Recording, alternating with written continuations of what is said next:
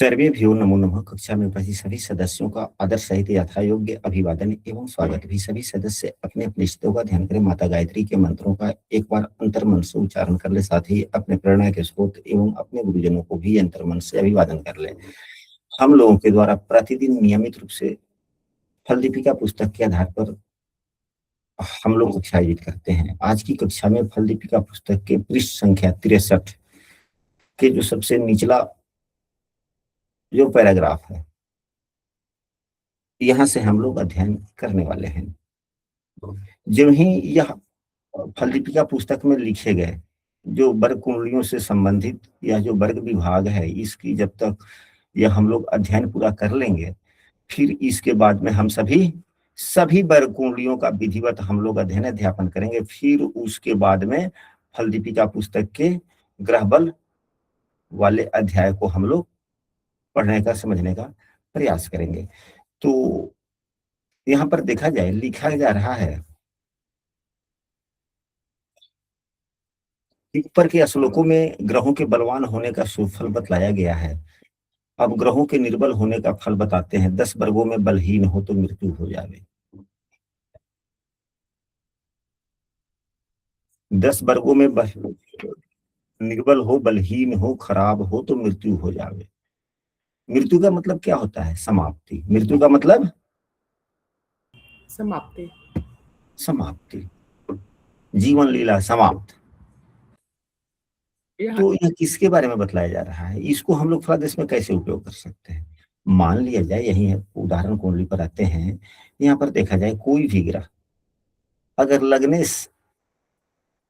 ही, अगर सभी वर्ग कुंडलियों में, अगर D3 कुंडली, जैसा कि हम लोगों ने पूर्व में भी अध्ययन किया, या होरा कुंडली, लाभ होरा कुंडली हो या लाभ होरा कुंडली, अगर लाभ होरा कुंडली में ही निर्बली हो जाए, शत्रु राशि में होकर के पापाग्रह से पीड़ित हो जाए, तो आय के साधन में समस्याएं, तो वह कौन सा ग्रह? तो क्या लग्नेश? नहीं, आय भाव का स्वामी एकादशेश यदि लाभ हो रहा कुंडली में खराब स्थिति में है तो आय में समस्या है।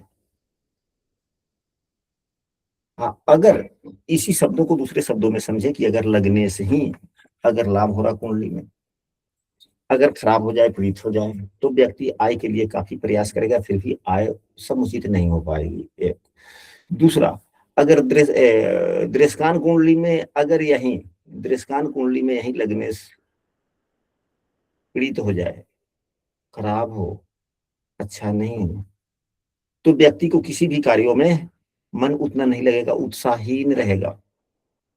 अगर वही लग्नेश लग्नेश ही नवमांश कुंडली में अगर निर्बली हो जाए, पीड़ित हो जाए, शत्रु राशि के होकर पापा ग्रह से पीड़ित हो जाए, तो उस व्यक्ति के सहयोग करने वाले न के बराबर व्यक्ति होते हैं। कोई सहयोग जल्दी नहीं करता, जीवन आगे नहीं बढ़ेगी। अगर वही D10 कुंडली में खराब हो जाए, नीच का हो जाए, पापा ग्रह से पीड़ित हो जाए, तो कोई भी काम करेगा अच्छा नहीं होगा। यानी कि जो ग्रह जिस भाव का स्वामी है, अगर इसी उदाहरण कुंडली में चंद्रमा 10th भाव का स्वामी है, अगर सर लगभग सभी के वर्ग कुंडलियों में खराब स्थिति में हो, तो अब मृत्यु हो जावे, ऐसा लिखा गया। तो मृत्यु का मतलब यह हुआ कि काम व्यक्ति शुरू तो करेगा, लेकिन काम उससे कोई सफल नहीं होगा।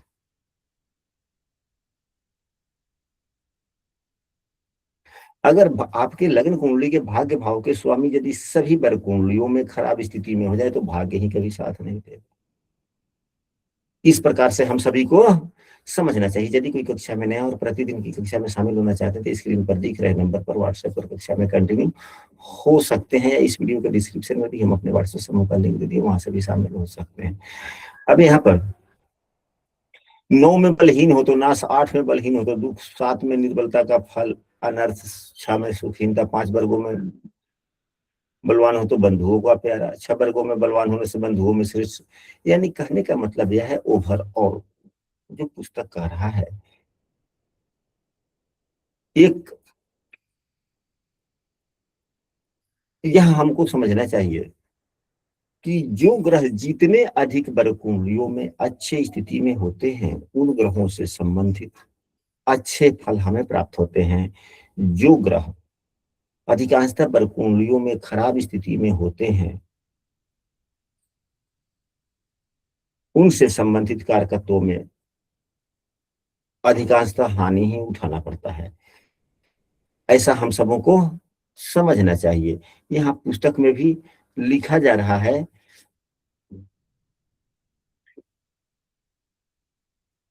अब राजा महाराजा होते नहीं। यहाँ पर लिखा गया है कि अगर धनी होना, 9 का फल है राजा होना, 10 वर्गों में बलवान हो तो महाराजा होता है।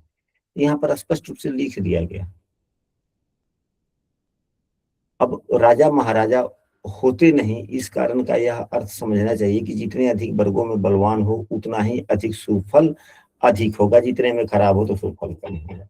ये नहीं कि पुस्तक में लिख दिया कि हाँ फलाना ग्रह फलाने भाव में है तो व्यक्ति पृथ्वीपति होता है, तो पृथ्वीपति थोड़े हो जाएगा, हो भी सकता है। पृथ्वीपति का मतलब यह हुआ कि व्यक्ति काफी लोकप्रिय हो जाता है, यानी कि लोकप्रियता बनती है, कुछ ना कुछ उस ग्रह से संबंधित अच्छे फल मिलते हैं। अब यहाँ पर लिखा जा रहा है कि यदि ग्रह बाल्यावस्था में हो तो व्यक्ति वृद्धि को प्राप्त हो। यह क्या कहना चाहता है? शब्दों को अर्थ हम सबों को समझना चाहिए। चलिए इस पर भी हम लोग विचार करेंगे। कुमारा अवस्था में हो तो ग्रह जातक को सुख प्रदान करता है, युवा अवस्था के हो तो नृप बना दे, अर्थात बहुत अधिक अभ्युदय करे, यानी कि बहुत अच्छे फल दे देते हैं हर प्रकार से। यदि ग्रह प्रौढ़ावस्था में हो तो बीमारी पैदा करता है, वृद्धावस्था में हो तो मृत्यु प्राप्त करता है। यहाँ भी शब्दार्थ न लेकर भवार्थ लेना चाहिए। यहाँ भी शब्दार्थ न लेकर भवार्थ लेना चाहिए कि ग्रह यदि बाल हो तो क्रमशः उन्नति, कुमार हो तो बाल से अधिक अच्छा फल, युवा हो तो फल प्रदान करने में पूर्ण शक्तिमान, प्रौढ़ हो तो भलाई करने में अशक्त, बुराई के लिए उद्यत, मृत अवस्था में हो तो अत्यंत निकृष्ट फल देता है। यानी कि मृत अवस्था के ग्रह अच्छे फल नहीं देते। अब इन सबों को यहाँ पर जो हम लोगों ने पढ़ा, इसके 2 कायदे हैं फलादेश में उपयोग करने के लिए। पुस्तक कुछ और कहता है, हमारे गुरुजनों ने हमें कुछ और ही बतलाया है, और दोनों का तारतम्य भी समझाया है कि आखिर ऐसी स्थितियां होती क्यों हैं, हम असमंजस में क्यों पड़ते हैं, हम असमंजस में क्यों पड़ते हैं। अब इसको हम लोग एक उदाहरण कुंडली पर चलते हैं। यहीं पे देखा जाए कि सभी ग्रह सामान्यतः अच्छी स्थिति में हैं। लग्न भी 19 अंशों का है, सूर्य 16 अंशों के, चंद्रमा 11 अंशों के, मंगल 24 के हैं, बुध 3 अंशों के हैं, गुरु 25 है, शुक्र 26 है, शनि 12 है, राहु 31 है। इसी पर हम लोग समझते हैं।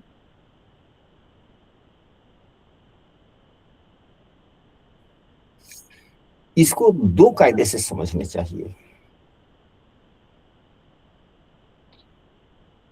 हालांकि पुस्तक में दिया गया होगा कुमारावस्था इत्यादि के बारे में, या नहीं तो हम लोग पूर्व में पढ़ लिए होंगे, तो हम लोग इसको थोड़ा सा अपने स्मरण के आधार पर चर्चा कर लेते हैं। कोई भी ग्रह किसी भी राशि में हो, क्या तो वह होगा सम राशि में या होगा विषम में होगा। सम राशि में शुरू के अंश मृत कहलाते हैं। क्या कहलाते हैं? मृत अवस्था। और विषम के शुरू के अंशों के ग्रह बाल कहलाते हैं। क्रम यही चलता रहता है। अब मृत से पहले क्या होता है? प्रौढ़ावस्था होता है, जिसे वृद्धावस्था भी कहते हैं। तो सम में उसके बाद का जो क्रम आता है वह वृद्धावस्था का आता है। तो बाल के बाद में कुमार आता है, अब वृद्धावस्था से पहले युवावस्था आता है, कुमार के बाद भी युवावस्था आता है,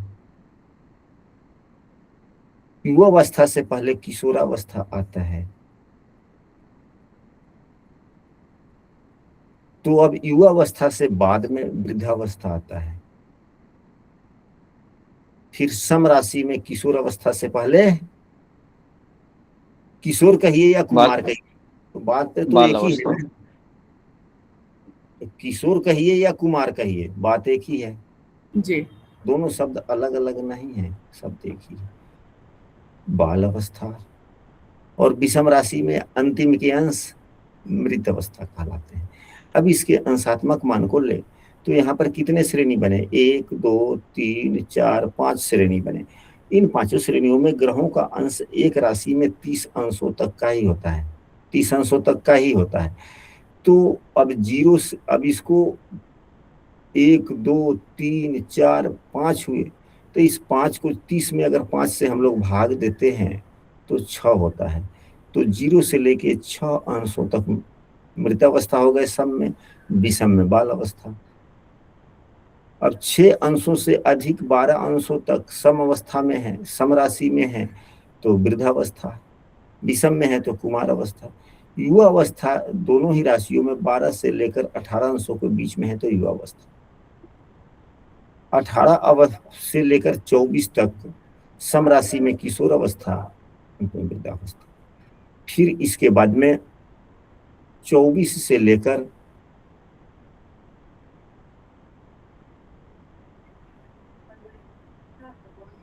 30 अंशों तक बाल अवस्था, और विषम राशि में 24 अंशों से 30 अंशों तक मृतावस्था।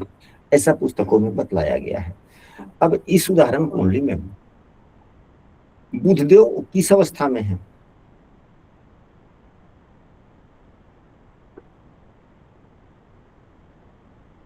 बाल अवस्था के हैं। बाल्य अवस्था। बाल अवस्था के हैं। अब यह बुधदेव का नैसर्गिक कारकत्व क्या है?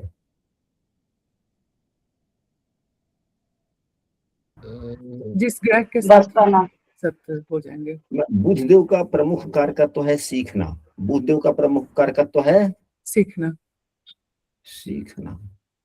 यह व्यक्ति सीखने के प्रति ज्यादा उद्धत रहेगा हमेशा, अगर स्थिति अच्छी है तो, और बड़ा जल्दी सीख जाएगा। क्योंकि छोटा उम्र में कोई भी व्यक्ति बड़ा जल्दी ग्रोथ करता है ना। जी।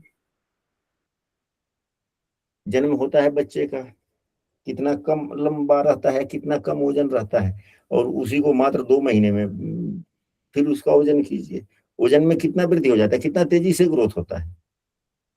जी होता है, बहुत तेजी, बहुत फुट ग्रोथ होता है। तो जो ग्रह अब जिस अवस्था में होंगे, अब इसी का दशमेश लीजिए, चंद्रमा किस अवस्था में है? विषम राशि में है। ये कुमार अवस्था में है। ये भी कुमार अवस्था में होगा न, ये विषम राशि में है तो हाँ, विषम राशि में भी युवा अवस्था, ये कुमार अवस्था, कुमारावस्था हुआ। तो कुमारावस्था के ग्रह कैसे फल देंगे?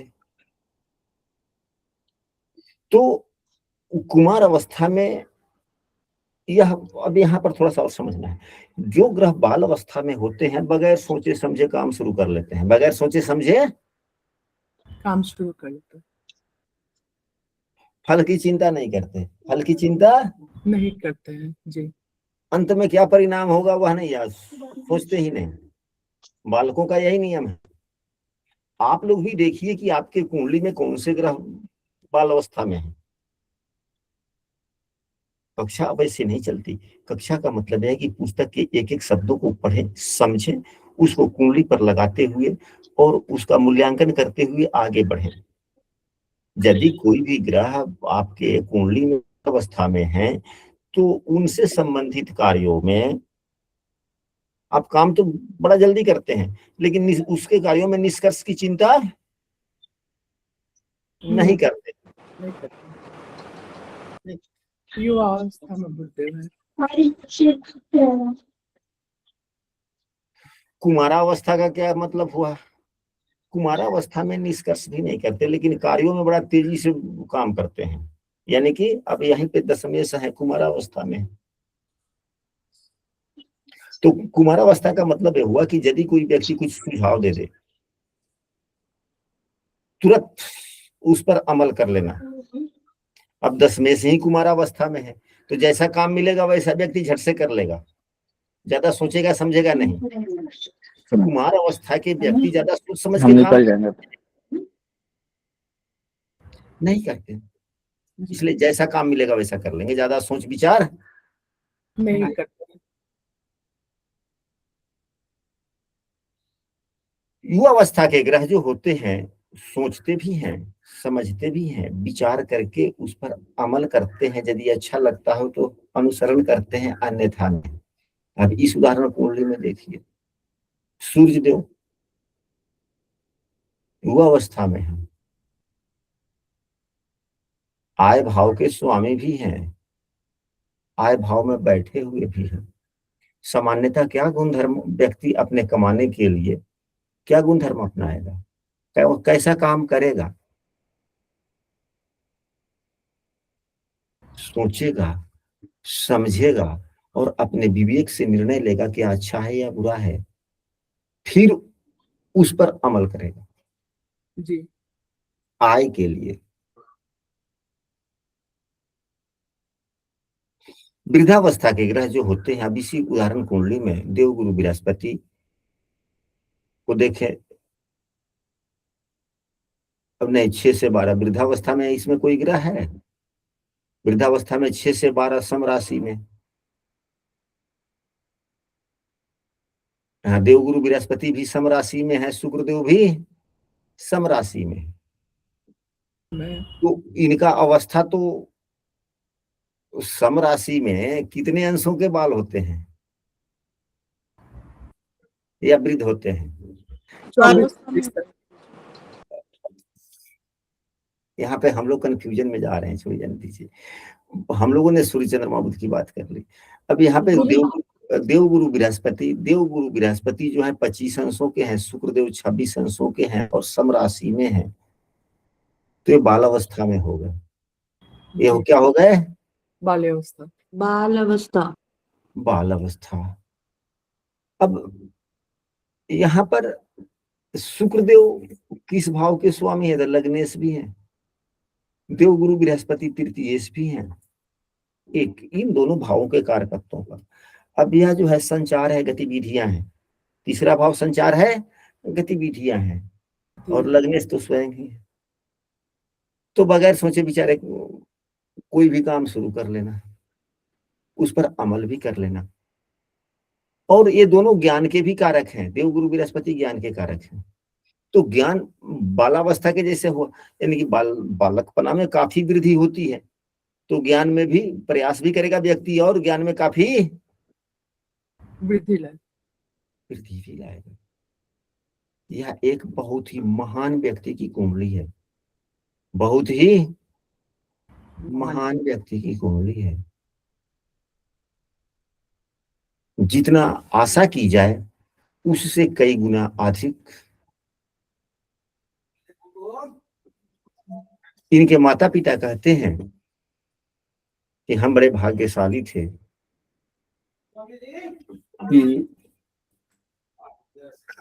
कि हमारे परिवार में ऐसे जातक का जन्म हुआ है। इनके माता पिता को कोई नहीं जानता है। अब ये अपने बच्चे के नाम के सहारे इनको लोग पहचानने लगे। हम लोग इस कुंडली पर कई दिनों से क्लास कर रहे हैं।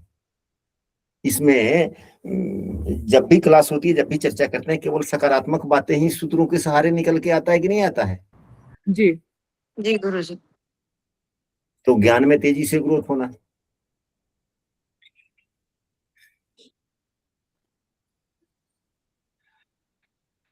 अगर राहु भी है 6ठे भाव में तो यह सम राशि में है, और राहु का अंशात्मक मान 21 है, यह किशोरावस्था में है। किशोरावस्था का मतलब होता है कि सुनो, उस पर अमल करो, स्वयं का प्रयास नहीं, स्वयं का प्रयास नहीं। बाल अवस्था का मतलब होता है स्वयं का प्रयास। छोटे छोटे बच्चे स्वयं अपने मन मर्जी से कुछ करते धरते रहते हैं कि नहीं करते हैं? जी गुरु जी। जी। तो स्वयं के प्रयासों से शिक्षा का अर्जन करना है। और किशोरावस्था का मतलब क्या है? जब तक उसको इशारा ना कीजिए तब तक जल्दी कोई काम नहीं करेगा। 10-12 वर्ष का बच्चा बैठा रहेगा लेकिन कुछ नहीं करेगा जल्दी, जी। उसको इशारा कीजिएगा तब। तो अब यहाँ देखिए, छठा भाव कंपटीशन का है। छठा भाव कंपटीशन का होता है। कंपटीशन का है, परीक्षा का है। उसमें किशोर अवस्था में राहुल देव बैठे हुए हैं। हल्का सा कोई इशारा देगा कि हाँ बेटा, यह फलाना परीक्षा है, फलाना फलाना टॉपिक है, फलाना फलाना ये है, वो है, सिलेबस फलना है, जरा इसको देख लेना। हल्का सा इशारा पाया नहीं कि उस पर एकाएक दिमाग उसका खुलता चला जाएगा। खुलता चला जाएगा कि नहीं खुलता चला जाएगा? जी। देवगुरु बृहस्पति की राशि में भी बैठा है। देवगुरु बृहस्पति से दृष्ट भी है, शुक्र से भी दृष्ट है। दृष्टान कुंडली में राहु देव जिस राशि में है, उस राशि के स्वामी मंगल देव कुंडली के शुभ भाव में अपने मूल त्रिकोण राशि में है। अच्छा हो गया राहु या खराब हो गया? अच्छा बोला गुरुजी आपने दोबारा? हो गया। अच्छा हो गया जी। अब यह कोई भी परीक्षा देगा जल्दी पीछे जाएगा? नहीं, नहीं। नहीं, संभावना नहीं है जाने का। संभावना नहीं। इसके पिताजी कहते हैं कि आज तक इसने जितने परीक्षा तो जल्दी देता नहीं है, लेकिन जो मन बना के जो परीक्षा देता है उसमें आज तक दूसरा बार चांस नहीं मिला इसे, पहले बार में ही क्लियर। तो ये हुआ। युवावस्था की खूब बढ़िया से सोचते हैं, समझते हैं, फिर अनुसरण करते हैं। सूर्य देव है, युवावस्था में है, विषम राशि में है। विषम राशि हो या सम राशि हो, कोई भी ग्रह 12 से 18 अंशों के बीच में युवावस्था का होता है। हम लोगों ने शायद इस पर चर्चा कर लिया है। तो सूर्यदेव पद प्रतिष्ठा के भी कारक हैं, आय के भी यहाँ स्वामी हो गए। तो अपने आय एवं पद प्रतिष्ठा इत्यादि के लिए सोचेगा भी, समझेगा भी और ऊर्जावान तरीके से काम भी करेगा। अब वृद्धावस्था के क्या कोई ग्रह है इसमें?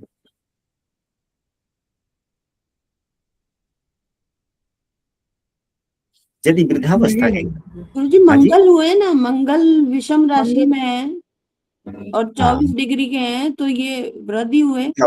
वृद्धावस्था के वृद्धावस्था के ग्रह का जो फल है वह क्या फल देते हैं सामान्यतः? तो ये अब सप्तमेश भी है, सप्तमेश भी है और द्वितीयेश भी है। सप्तम भाव दाम्पत्य जीवन का होता है। मंगल देव के माध्यम से लग्न कुंडली में रोचक योग भी बन रहा है, जो पंच महापुरुष योगों में से एक योग है। ये धन भाव के भी स्वामी हैं।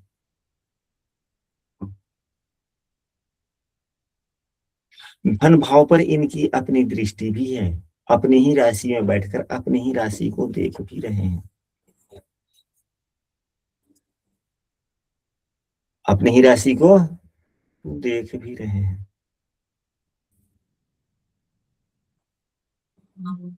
मंगल देव कैसे फल देंगे? चाहे वह दाम्पत्य जीवन की ही बात अगर की जाए कि दाम्पत्य जीवन कैसा चलेगा, जातक हो या जातिका, जातक हो या जातिका। जातक हो या जातिका, कैसे फल देंगे? दाम्पत्य जीवन कैसा चलेगा? अवस्थाओं के आधार पर वृद्धावस्था के ग्रह काफी सोचते हैं, काफी विचार करते हैं। झुकिएगा तब ना लोग देखेगा। जी। तो वृद्धावस्था के व्यक्ति काफी सोच विचार कर अमल करते हैं। अमल करने से पूर्व कई बार सोचते हैं, वह भविष्य की भी चिंता करते हैं युवावस्था वाले भविष्य की चिंता नहीं करते, किशोर अवस्था वाले, बाल अवस्था वाले भविष्य की चिंता नहीं करते, लेकिन वृद्धावस्था के ग्रह या वृद्धावस्था में व्यक्ति सोचते हैं, विचारते हैं, भविष्य की भी चिंता करते हैं और पूर्व में किए गए कार्यों को नाश भी नहीं होने देते। यानी कि पूर्व में उन्होंने जो कमाया है उसको खराब नहीं होने देते। अब इसका अगर इसी ग्रह को अगर ले करके कि हम मंगल सप्तम भाव में है, दाम्पत्य जीवन खराब होगा कि अच्छा होगा, इसी ग्रह की अवस्था के को लेकर हम लोग कैसे फलादेश कर सकते हैं? गुरु जी खराब ही होगा, मंगलिक है और नहीं, ठीक है, आपका कहना जहाँ तक सही है कि सप्तम भाव में बैठे हुए अगर मंगल बैठता है, चाहे 7वां भाव हो, 12वां भाव हो, लग्न भाव हो, चौथा हो, 7वां हो या 8वां हो, कहीं कहीं तो लोग दूसरे भाव को भी ले लेते हैं कि इन भावों में मंगल हो तो कुंडली मांगलिक हो जाती है। लेकिन मंगल का परिहार भी तो होता है कि मंगल यदि स्वराशि या उच्च राशि या नीच राशि का हो तो परिहार हो जाता है। तो यहाँ पे तो मंगल का परिहार हो गया, खत्म, मांगलिक भी है ही नहीं। गुरु जी शनि की दृष्टि तो पड़ रही है इसमें। तो वो अगर शनि की दृष्टि मंगल पे पड़ रही तो मंगल की दृष्टि शनि पर भी पड़ रही, दोनों एक दूसरे के पूरक भी हैं। शनि पंचमेश भी हैं और मंगल सप्तमेश भी है, यानी कि पंचमेश सप्तमेश का आपस में संबंध है। चलिए तो वो बड़ी बात अलग है। केवल दाम्पत्य जीवन के कर्तव्य निर्वहन में क्या करेगा व्यक्ति, भले आपस में मेल बनता हो ना बनता हो, आपस में मेल बने ना बने या ना बने। ना बने, लेकिन काफी सोचेगा विचारेगा। कोई भी मतलब कि काम आगे बढ़ाने से पहले या फैसला लेने से पहले कई बार सोचेगा। वृद्धावस्था के ग्रहों का, वृद्धावस्था के आप लोग देखिएगा ना, आप लोग अपने कुंडली पर लगाएं कि वृद्धावस्था के जो भी ग्रह होते हैं अपने धरोहर को बचाते हैं।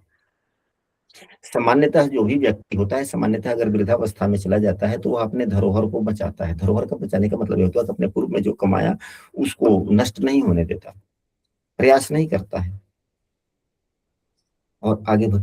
तो यह काफी सोच विचारेगा, सोच कर विचार करके फिर उस पर अमल करने का प्रयास करेगा, संभवतः दाम्पत्य जीवन अच्छा जाएगा। हल्की फल्की त्रुटियां भी होगी तो उसे वह संभाल लेगा, इग्नोर कर देगा। इग्नोर करेगा। तो गुरु जी ये ऐसे भी तो बोल सकते हैं ना, एक्सपीरियंस ज्यादा होगा उनको हाँ जी, कि वृद्ध हैं वो। हाँ तो जी, हाँ। अच्छा, किसी किसी व्यक्ति को नहीं देखते हैं, भले वह काम कोई करे ना करे, काम पहले किया है नहीं किया कोई फर्क नहीं पड़ता, लेकिन उसको नया काम दीजिए तो बड़े अनुभवी की तरह से बोलता है।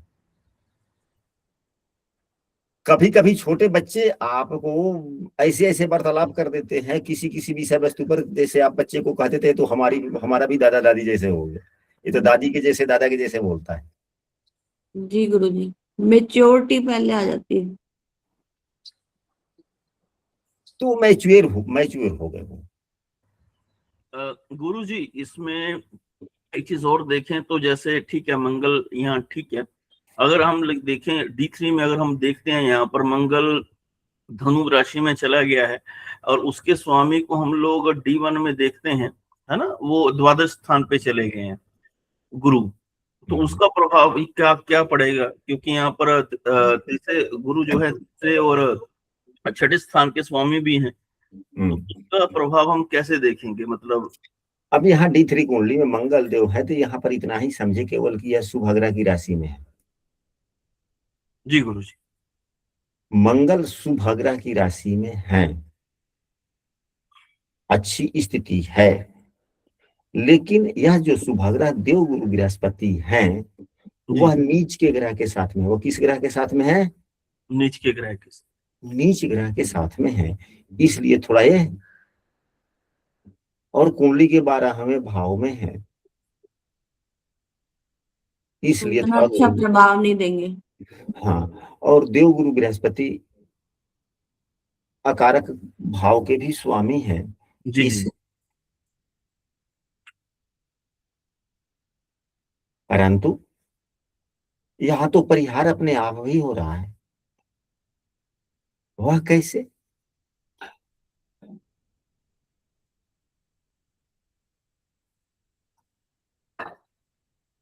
बात प्रश्न दाम्पत्य जीवन की ही चर्चा हो रही ना अभी, जी गुरुजी। दाम्पत्य जीवन की चर्चा हो रही है। तो दाम्पत्य जीवन के प्रश्नों पर परिहार हो गया, वह कैसे हुआ? गुरु अपने ही भाव को देख रहा है। नहीं ठीक है, तो वो तो छठा भाव को मजबूत किए, ठीक है।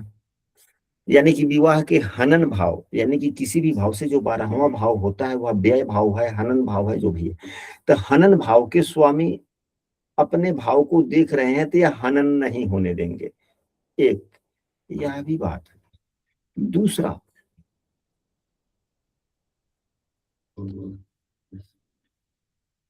जिस भाव में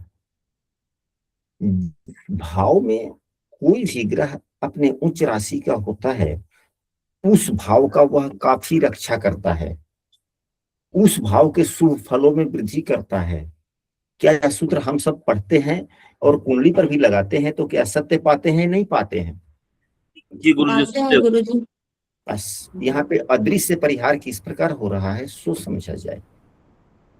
यदि महिला की कुंडली है तो परिहार हो रहा है, यदि पुरुष की कुंडली है तो परिहार नहीं हो रहा, नहीं और खराब हो गया है।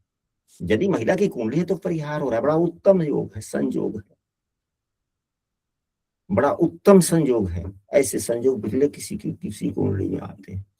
अब यहाँ पर देखा जाए तो दूसरा सूत्र यह भी है कि जिस भाव में कोई भी ग्रह अपने मूल त्रिकोण राशि का होता है, उस भाव के वह शुभ फलों में वृद्धि करता है। तो यहाँ तो शुभ फलों में वृद्धि करेगा ना मंगल। जी गुरुजी। पंच महापुरुष योग भी है।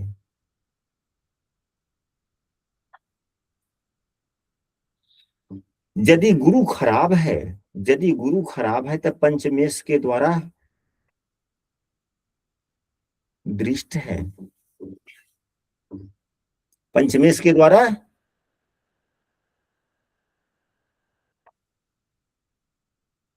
दृष्ट है।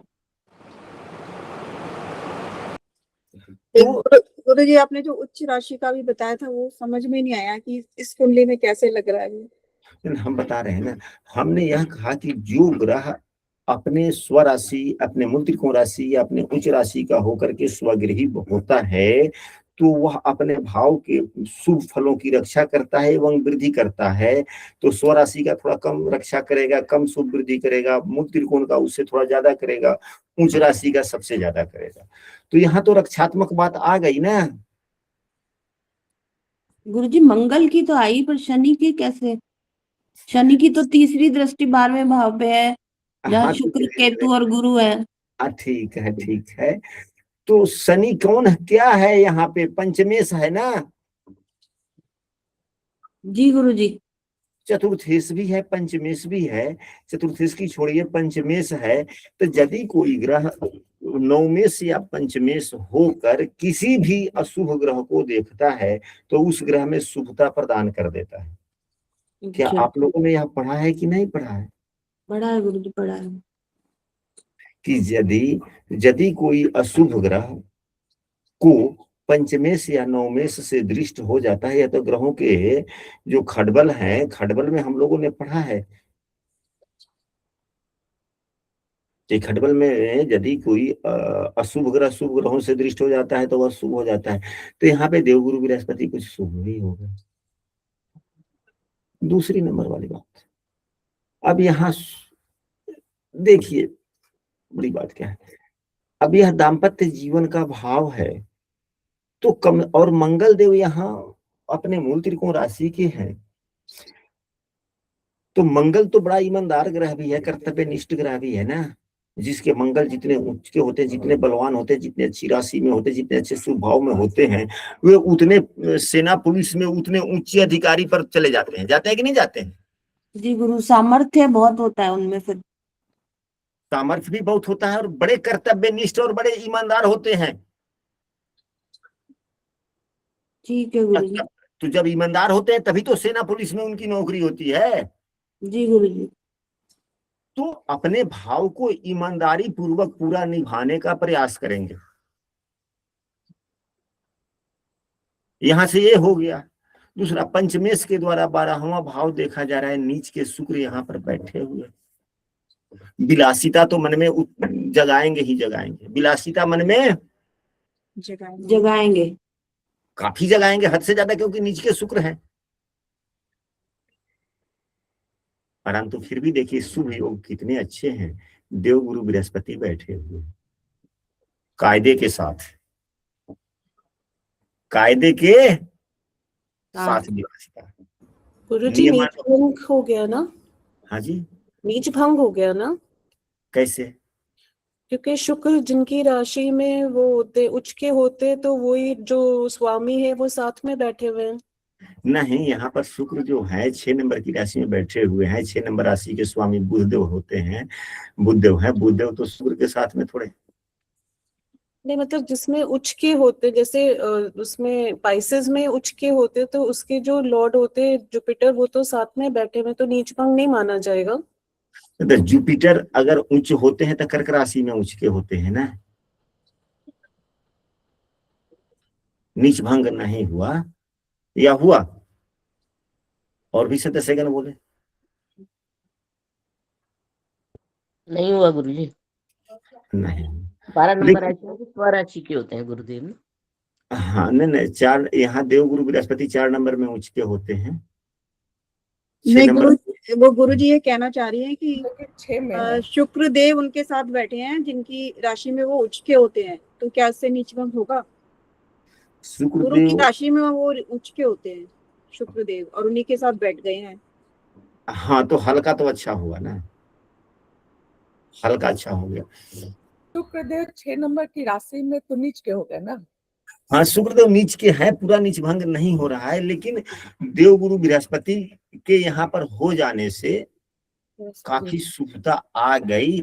यानी कि विलासिता में ईमानदारी, सामाजिकता, सब कुछ भरा हुआ हो गया।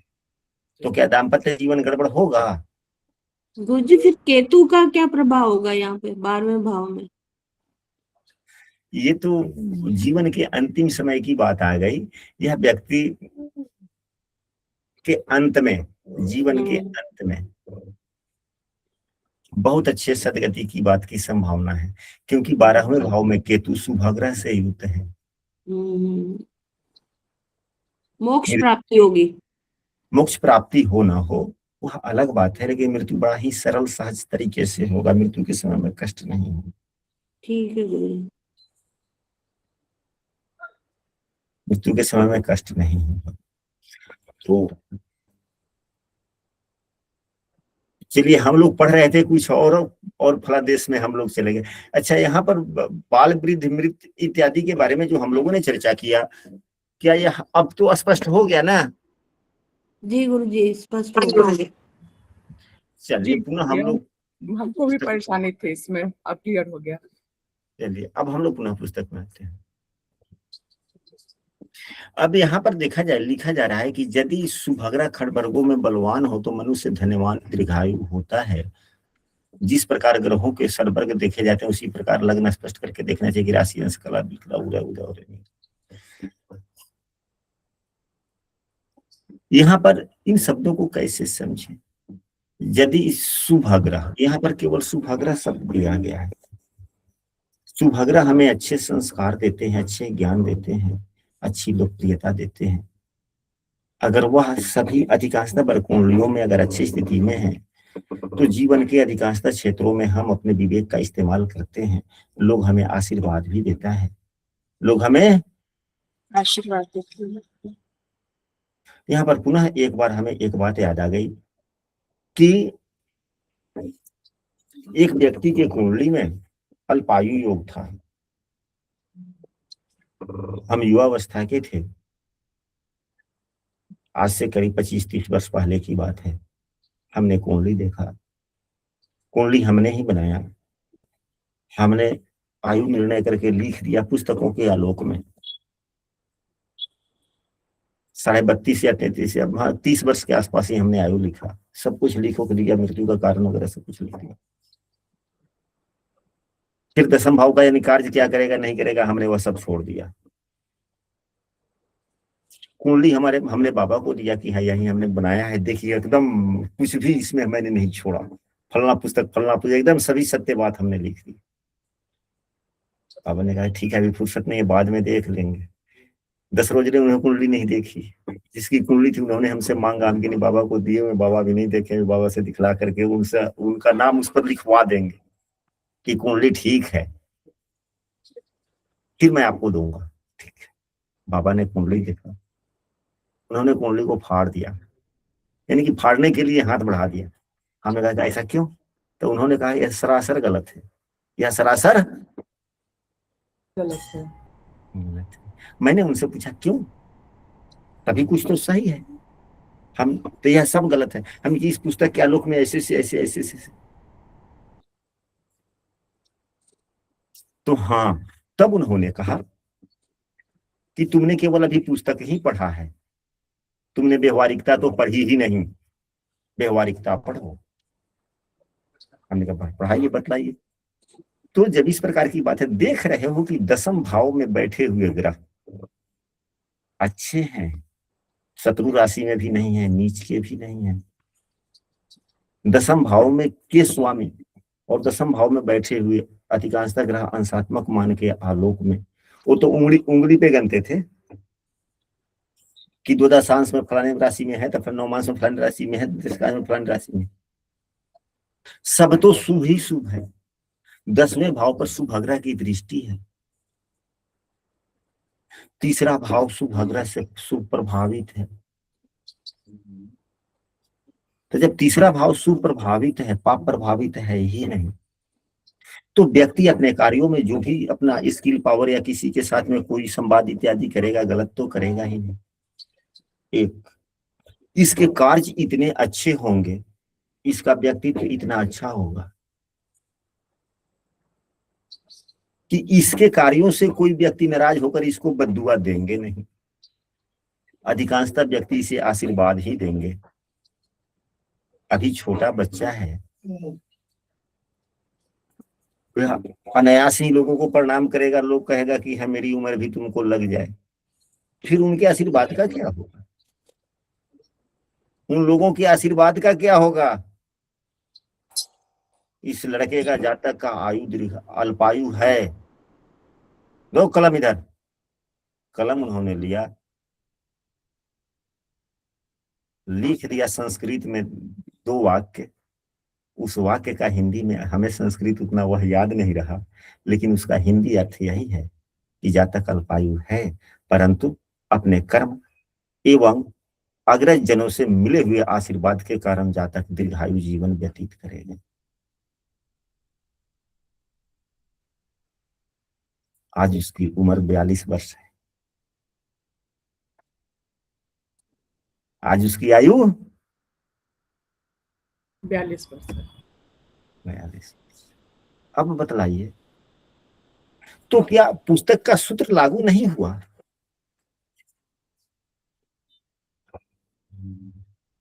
या पुस्तक गलत हो गया? पुस्तक गलत नहीं हुआ। पुस्तक कहता है कि 10th भाव कर्तव्य का है, जब हम अच्छे काम करेंगे लोग हमसे प्रसन्न होंगे, लोग आशीर्वाद देगा ही देगा, तो आशीर्वाद तो फलेगा ही। यह भी तो पुस्तक की ही बात है ना जी।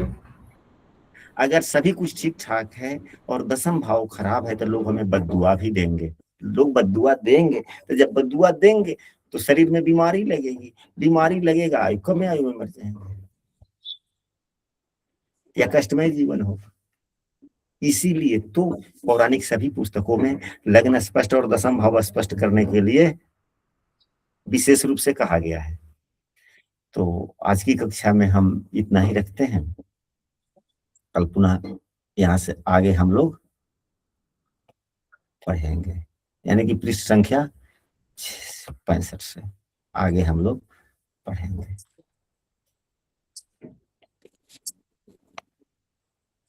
गुरुजी, आप यात्रा पे जाने वाले